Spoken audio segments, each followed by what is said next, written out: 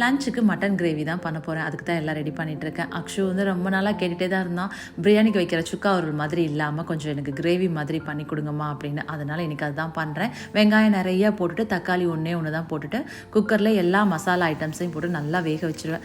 அதுக்கப்புறம் ஒரு பேனில் சிம்லேயே வச்சு சுருள வதக்கி எடுத்துருவேன். இன்றைக்கி வந்து புதுசாக கொஞ்சமாக சாம்பார் பண்ணினேன். எங்கள் வீட்டில் நான்வெஜ் வச்சா ஃபுல்லாக நான்வெஜ் தான் இருக்கும். சாம்பார்லாம் வச்சு ட்ரை பண்ணதில்லை. இன்றைக்கி ட்ரை பண்ணி பார்க்கலாமேன்னு சொல்லிட்டு கொஞ்சமாக சாம்பார் ரசம் அதெல்லாம் வச்சு சமையலை முடிச்சிட்டேன். பசங்க 2 பேர்த்தையுமே இன்றைக்கி நான் 3:15 தான் பிக்கப் பண்ணோம். ஸோ வீட்டிலேருந்து 3 o'clock நான் கிளம்பிட்டேன். இந்த டைமில் டிராஃபிக்கே இருக்காது. அவங்க 2 பேத்துக்குமே ஸ்டே பேக் இருக்குது. அக்ஷுக்கு வந்து கிளாஸஸ் நடக்குது 10th அப்படிங்கிறனால.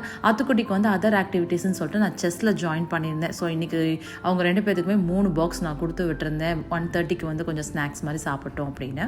அதுக்கப்புறம் வீட்டில் வந்து தான் ஃபுல்லாக சாப்பிடுவாங்க. 3 o'clock வீட்டிலேருந்து கிளம்பி கரெக்டாக பார்க்கிங் ஏரியாவில் நான் வெயிட் பண்ணுவேன். அவங்க 2 பேரும் வந்துருவாங்க.